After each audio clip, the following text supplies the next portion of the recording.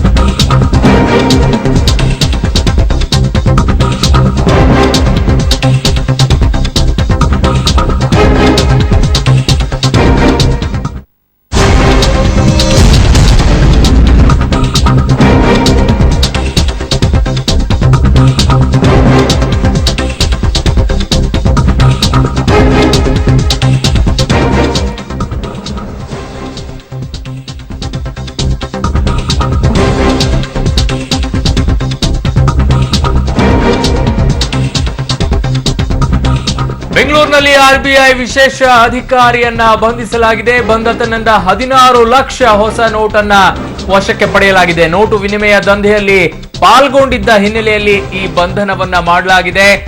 1.5 ಕೋಟಿ ಅಂದ್ರೆ 1,50 ಲಕ್ಷ ಮೌಲ್ಯದ ಹೊಸ ನೋಟು ವಿನಿಮಯ ದಂಧೆಯಡಿ ಇವನನ್ನ ಬಂಧಿಸಲಾಗಿದೆ. ಇದು ನಡೆದಿರೋದು ಸಿಬಿಐ ನಡೆಸಿರುವಂತಹ ಕಾರ್ಯಾಚರಣೆಯಲ್ಲಿ ಆರ್ಬಿಐ ಅಧಿಕಾರಿಯನ್ನ ಬಂಧಿಸಲಾಗಿದೆ. ಬನ್ನಿದಕ್ಕೆ ಸಂಬಂಧಪಟ್ಟಂತೆ ಮತ್ತಷ್ಟು ಮಾಹಿತಿಯನ್ನು ಪಡ್ಕೊಳ್ತೀನಿ. ನನ್ನ ಸಹೋದ್ಯೋಗಿ ಮುರಳೀಧರ್ ಈಗ ನನ್ನೊಂದಿಗೆ ದೂರವಾಣಿ ಸಂಪರ್ಕದಲ್ಲಿದ್ದಾರೆ. ಮುರಳೀಧರ್, ಇದೆಲ್ಲ ನೋಡ್ತಾ ಇದ್ರೆ ಎಲ್ಲಪ್ಪ ಭ್ರಷ್ಟಾಚಾರ ನಡೀತಾ ಇದೆ ಅಂದ್ರೆ ಅದರ ಮೂಲ ಬ್ಯಾಂಕ್ಗಳೇ ಅಂತ ಅನುಮಾನಗಳು ಜನರಲ್ಲಿ ಕಾಡ್ತಾ ಇದೆ. ಖಂಡಿತವಾಗಿ ಏನಂದ್ರೆ ಈ ಪ್ರಕರಣಕ್ಕೆ ಸಂಬಂಧಪಟ್ಟಂತೆ ಸಾಕಷ್ಟು ಪ್ರಕರಣಗಳನ್ನ ನೋಡ್ತಾ ಇದೀವಿ. ನವೆಂಬರ್ 8ನೇ ತಾರೀಕಿಂದ ಇಲ್ಲಿವರೆಗೂ ಸಹ ಈಗಾಗಲೇ ಬೇಜಾನ್ ಕೋಟಿ ಅಂದ್ರೆ ಸುಮಾರು 150-200 ಕೋಟಿ ಹೆಚ್ಚು ಹಣವನ್ನ ಈಗಾಗಲೇ ಅಧಿಕಾರಿಗಳು, ಇಡಿ ಅಧಿಕಾರಿಗಳಿರ್ಬೋದು, ಸಿಬಿಐ ಅಧಿಕಾರಿಗಳಿರ್ಬೋದು, ಜೊತೆಗೆ ಬೇರೆ ಬೇರೆ ಐಟಿ ಅಧಿಕಾರಿಗಳು ಇವರೆಲ್ಲರೂ ಸಹ ವಶಕ್ಕೆ ತೆಗೆದುಕೊಂಡಿರುವಂತದ್ದು. ಇದನ್ನೆಲ್ಲ ಗಮನಿಸ್ತಾ ಹೋದಾಗ್ಲಿ ಬ್ಯಾಂಕ್ ನ ಅಧಿಕಾರಿಗಳ ಕೈವಾಡ ಇಲ್ದೇನೆ ಸಾಧ್ಯನೇ ಇಲ್ಲ ಅಂತ ಹೇಳಿದ್ರು. ಆ ಹಿನ್ನೆಲೆಯಲ್ಲಿ ಈಗಾಗಲೇ ಬ್ಯಾಂಕ್ ಮೇಲೆ ಸಿಬಿಐ ದಾಳಿನ ನಡೆಸಿದ್ರು. ಅಂದ್ರೆ ಈರೋಡ್ ನಲ್ಲಿ ಸುಮಾರು 21 ಜನರನ್ನ ಅಮಾನತನ್ನು ಮಾಡಲಾಗಿತ್ತು. ಜೊತೆಗೆ ಒಂದಿಬ್ರನ್ನ ವಶಕ್ಕೂ ತೆಗೆದುಕೊಂಡು ವಿಚಾರಣೆಯನ್ನ ಒಳಪಡಿಸಿದ್ರು ಸಿಬಿಐ ಅಧಿಕಾರಿಗಳು. ಆಗ ಈರೋಡ್ ಬ್ಯಾಂಕ್ ಅನ್ನ ಮೂಲ ಅಂದ್ರೆ ಇಲ್ಲಿತ್ತು ಮೂಲ ಅಂದ್ರೆ ಈಗ ಜಯಚಂದ್ರ ಅವರಿಗೆ ಸಂಬಂಧಪಟ್ಟಂತ 16 ಕೋಟಿ ಹಣವನ್ನ ಬೆಂಗಳೂರಿನ ಆರ್ಬಿಐ ಬ್ಯಾಂಕಿನಿಂದನೇ ಸಪ್ಲೈ ಮಾಡಿತ್ತು ಅನ್ನೋದ್ರ ಬಗ್ಗೆನೂ ಸಹ ಮಾಹಿತಿ ಇತ್ತು. ಮಾಹಿತಿಯನ್ನು ಆಧರಿಸಿ ಈಗ ಕೆ ಮೈಕಲ್ ಅನ್ನೋರು ಅಂದ್ರೆ ವಿಶೇಷ ಅಧಿಕಾರಿಯಾಗಿರುವಂತಹ ಕೆ ಮೈಕಲ್ ಅನ್ನೋರ್ನ ಸಿಬಿಐ ಅಧಿಕಾರಿಗಳು ಇವತ್ತು ಬೆಳಗ್ಗೆ ಅರೆಸ್ಟ್ ಮಾಡಿರುವಂತದ್ದು. ಅರೆಸ್ಟ್ ಮಾಡಿ ಅವರನ್ನ ಇವತ್ತು ಕೋರ್ಟಿಗೆ ಪ್ರೊಡ್ಯೂಸ್ ಮಾಡೋ ಸಾಧ್ಯತೆಗಳಿದೆ. ಅಂದ್ರೆ ಇವರ ಇಲ್ಲಿ ಈಗಿನ ಮಾಹಿತಿ ಪ್ರಕಾರ 1.5 ಕೋಟಿ ಅಷ್ಟು ಹಣವನ್ನ ಬ್ಲಾಕ್ ಮನಿಯನ್ನ ವೈಟ್ ಮನಿಯನ್ನಾಗಿ ಮಾಡಿಕೊಡುವ ದಂಧೆಯಲ್ಲಿ ಇವರು ಪಾಲ್ಗೊಂಡಿದ್ರು ಅನ್ನೋದ್ರ ಬಗ್ಗೆನೂ ಸಹ ಈಗ ಮಾಹಿತಿ ಸಿಗ್ತಾ ಇರುವಂತದ್ದು. ಅರುಣ್, ಈ 1.5 ಕೋಟಿ ಯಾರಿಗೆ ಬ್ಲಾಕ್ ಅಂಡ್ ವೈಟ್ ಮಾಡಕ್ ಮುಂದಾಗಿದ್ರು ಅಂತ ಅಯ್ಯಪ್ಪ?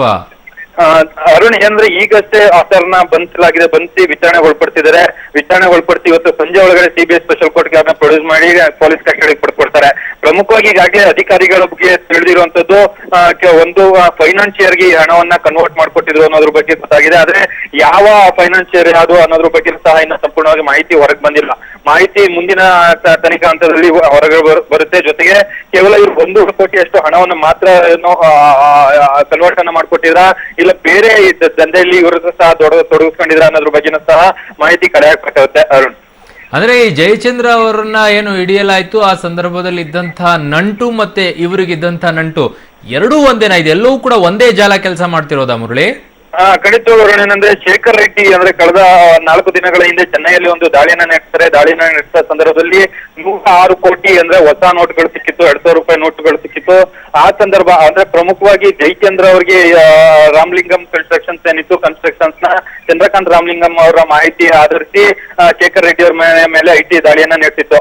ಆ ದಾಳಿಯನ್ನ ನಡೆಸಿದ ಸಂದರ್ಭದಲ್ಲಿ ಕೆಲವೊಂದು ಬ್ಯಾಂಕ್ ನ ಅಧಿಕಾರಿಗಳು, ಈರೋಡ್ ಬ್ಯಾಂಕ್ ಇರ್ಬೋದು, ಕೆಲವೊಂದು ಆಕ್ಸಿಸ್ ಬ್ಯಾಂಕ್ ಸಿಬ್ಬಂದಿ ಏನಿದ್ರು 21 ಜನ ಸಿಬ್ಬಂದಿ ಅವ್ರನ್ನೆಲ್ಲ ಅಮಾನತುಗೊಳಿಸಾಗಿತ್ತು. ಅಮಾನತುಗೊಳಿಸಿದ ಸಂದರ್ಭದಲ್ಲಿ ಒಂದಷ್ಟು ಜನನ ವಿಚಾರಣೆಗೊಳಪಡಿಸಿದಾಗ ಆಕ್ಸಿಸ್ ಬ್ಯಾಂಕ್ ಮತ್ತು ಕೆನರಾ ಬ್ಯಾಂಕ್ ಮತ್ತು ಐಸಿಐಸಿ ಬ್ಯಾಂಕ್ಗಳು ಈ ಪ್ರಕರಣಗಳಲ್ಲಿ ದಾಖಲಾಗಿದ್ದಾವೆ. ಜೊತೆಗೆ ಧನಲಕ್ಷ್ಮಿ ಕೋಆಪರೇಟಿವ್ ಬ್ಯಾಂಕ್ ಏನಿತ್ತು ಅದು ಸಹ ಈ ಪ್ರಕರಣದಲ್ಲಿ ಭಾಗಿಯಾಗಿತ್ತು.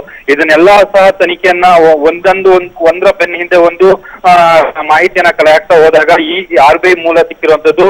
ಈಗ ಮೈಕಲ್ ಅನ್ನೋರ್ನು ಸಹ ಏನೋ ಬಂಧಿಸಿದ್ದಾರೆ. ಜೊತೆಗೆ ಅವರ ಜೊತೆಯಲ್ಲಿದ್ದಂತಹ ಇನ್ನಿಬ್ಬರು ಅಧಿಕಾರಿಗಳನ್ನು ಸಹ ವಶಕ್ಕೆ ತೆಗೆದುಕೊಳ್ಳಲಾಗಿದೆ ಅನ್ನೋದ್ರ ಬಗ್ಗೆನೂ ಸಹ ಮಾಹಿತಿ ಸಿಗ್ತಾ ಇದೆ.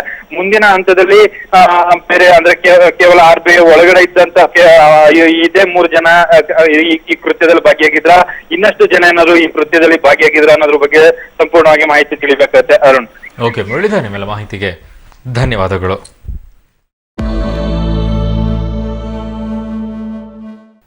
ಮಂತ್ರಿ ಮೇಟಿ ಅವರ ಸುದ್ದಿ ಇದೆ, ಜೊತೆಗೆ ಜಯಲಲಿತಾ ಪುತ್ರಿ ಎನ್ನಲಾದ ಚಿತ್ರದ ಬಗ್ಗೆನ ಹೊಸ ಕತೆ ಬಂದಿದೆ.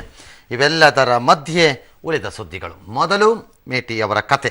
ಅಬಕಾರಿ ಮಂತ್ರಿ ಮೇಟಿ ಅವರ ವಿರುದ್ಧ ಕೇಳಿ ನಾವು ವರದಾ ಚಂಡಮಾರುತ ಆಂಧ್ರಕ್ಕೆ ತಲುಪಿದೆ ಅಂತಕ್ಕಂಥ ಮಾಹಿತಿಯನ್ನು ಕೊಟ್ವಿ. ಈಗ ಆಂಧ್ರದಲ್ಲಿ ಮಳೆಯ ಪ್ರಮಾಣ ಜೋರಾಗಿದೆ ಅನ್ನೋ ಬ್ರೇಕಿಂಗ್ ನ್ಯೂಸ್ ಬರ್ತಾ ಇದೆ.